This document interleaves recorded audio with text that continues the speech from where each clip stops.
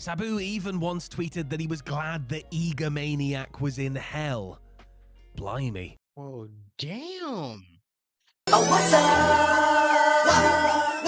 Oh, what's up? It's Amaje back in another video. Today we're about to be getting into a video by Cultaholic Wrestling, and the video is gonna be on wrestler beasts that you didn't know about. I'm pretty sure I probably heard about a whole bunch of them around the wrestling scene. Probably gonna name a whole bunch of unknown wrestlers, probably. You never know. Yeah, let's get into it. Sorry, this type of shit back in the day was just gay, bro. I don't know. I feel like there's a lot of closeted wrestlers, especially Vince McMahon being some closeted wrestler. You wanting another man to kiss your ass. I mean, it's disrespect to them, but like, why are you wanting another man's face shoved in your ass? I still never got the point of that. Who's being really disrespected? Perry Saturn and Bam Bam Bigelow. Perry Saturn was not a man that you wanted to get mad. By his own admission, the former Army Ranger had a short fuse, and there were occasions where his temper got the better of him in the ring, such as in WWE squash matches against Brian Gamble and Mike Bell. But it wasn't just enhancement talent that Saturn would throw fists with if he felt slighted. Prior to the August 8th, 1999 WCW Nitro taping, Big Pez got into it with his opponent that night, Bam Bam Bigelow. Per Saturn, WCW booker Kevin Sullivan came up. Nipple rings is crazy, bro. I just barely spotted that, my bad. To him beforehand and claimed that he was trying to convince the Beast from the East to put him over in their match. When Bigelow told Saturn to his face that the planned finish wasn't believable, Perry absolutely lost it and began peppering Bam Bam with punches, knocking his larger foe to the floor. Saturn did admit that they weren't getting along before that and accused Bigelow of sandbagging him during their matches on the road, but they still had to go out and work against one another that night. Thankfully, the match passed without incident as they both remained professional, though their relationship continued to be strained afterwards. Curtis Axel and Conan. Okay, I give him that. I didn't really know about that because I feel like this is a lot of fucking WWE. Well, no, the early WCW stuff from that story. But like, shit, I learned some new knowledge. Twitter, or X as the marks are calling it, might be a barely usable app filled to the brim with AI slop these days, but once upon a time it was a great place to watch a random wrestler beef unfold. And it doesn't get much more random than the war of tweets between Conan and Curtis Axel. In 2013, K-Dog used Twitter to take Axel to task for a perceived lack of promo skills and charisma. I mean, it was hardly a new criticism of Axel, but apparently the third generation, then WWE star, didn't take kindly to being called generic or Conan's assertion that he wouldn't be surprised to see Axel get released. A couple of years later, Axel called Conan a washed-up old dude and claimed that his father, Kurt Mr. Perfect Hennig, hated working with him and putting him over in WCW. Conan denied that was the case and doubled down on his belief that Axel wasn't entertaining, and this whole beef continued to just drag on, with Axel in 2024 venting that Conan was a POS and a fat slob. Conan, for his part, suggested Axel should go see a mental health professional if he's still rattled by his critique more than a decade later. I mean, yeah, I'm kind of with him on that because, like, over like 10 years later, you're still bothered by a comment. Like, I think you shouldn't really be like focused on that nigga anymore, bro. Like, move on with your life because life is too short to just still stay angry at a person. Like, who cares? Just be cordial with him if you ever see him in WWE. Just move on about your day. AJ Styles and Batista. In 2005, it was becoming clear that TNA, more than ever, was providing, if not true competition, then a viable alternative to WWE. With Dixie Carter's promotion gaining momentum, it was inevitable that WWE would try to discredit it whenever possible. Then World Heavyweight Champion Dave Batista, in speaking with the Sun newspaper, was one of the first to dismiss total non-stop action. Referencing car wreck matches with AJ Styles doing his stunts, the Animal claimed what they did wasn't wrestling because wrestling is storytelling. Naturally, the internet jumped all over these comments, but it wasn't Okay, I'm sorry. Are we speaking like terms and stuff? Batista was good, but he wasn't like wrestler good. We know that. AJ Styles was way ahead of the league of being a way better wrestler than Batista.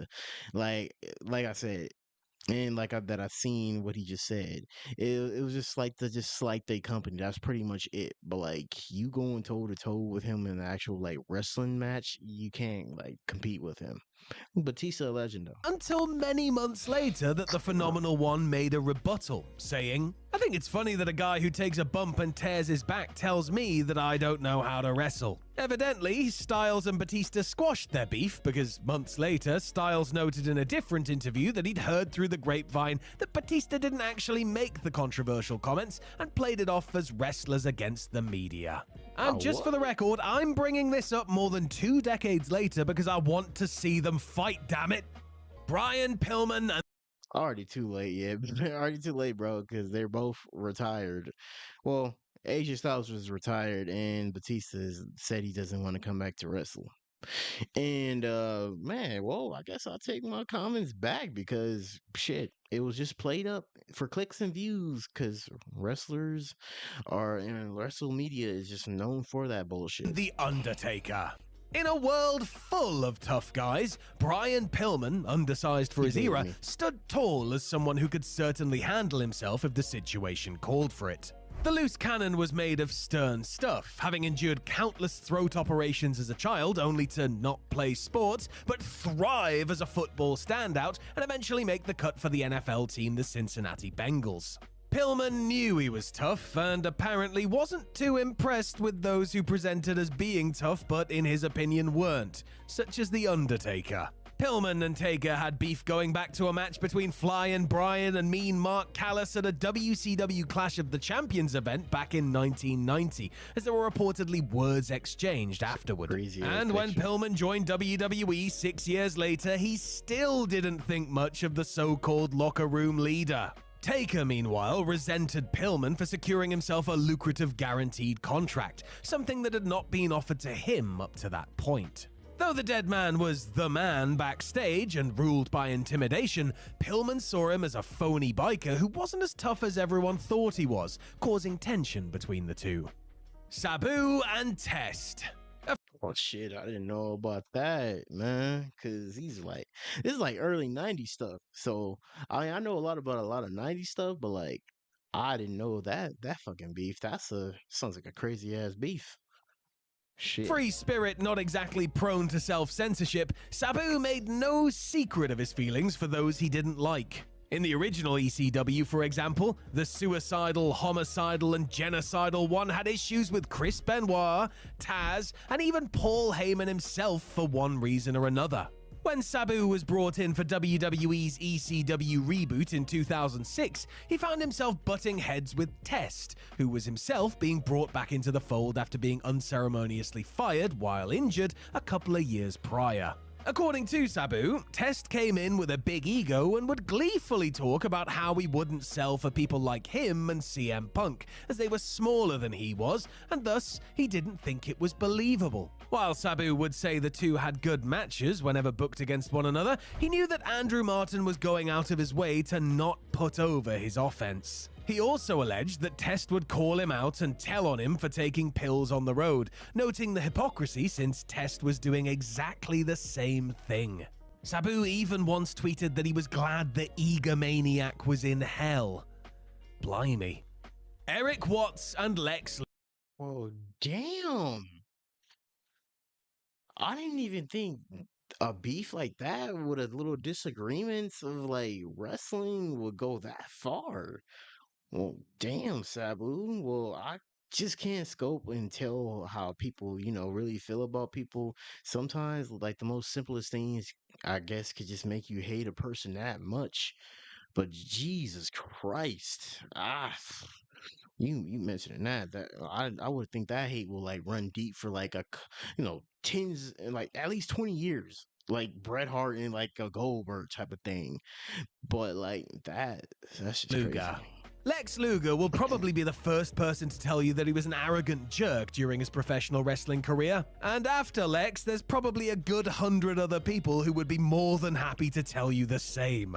One wrestler who really couldn't stand the total package was Eric Watts. The son of former wrestler and booker Cowboy Bill Watts, Eric had to deal with a lot of hostility and downright hazing early on, but he eventually stood up for himself and everyone knew not to mess with him. He wasn't buddies with Luger, they had mutual friends in Sting and Buff Bagwell, and didn't really like being around him because of the way Lex would openly look down on everyone around him. But what really got Eric pissed was when he heard through the grapevine that Luger played a part in getting Pistol Pez Whatley, a former wrestler who was down on his luck and working on the WCW ring crew, fired. Whatley had worked for Eric's father in the past, and when he heard about Lex's alleged involvement in his dismissal, he threatened to fight Luger in the parking lot after a WCW show. They never did come to blows and eventually managed to patch things up when Luger became a born-again Christian years later. CM Punk and the insane... You know what? I'm kind of glad to see like people kind of patch that type of shit up though, because it could just end up with you hating until you in the grave. Just like that Sabu stuff. Clown posse. The list of people who have an issue with CM Punk and vice versa is about a mile long. The straight-edge superstar is notorious for beefing, whether it's with people he barely knows or his best friends for years. So what chance did a couple of clowns really have?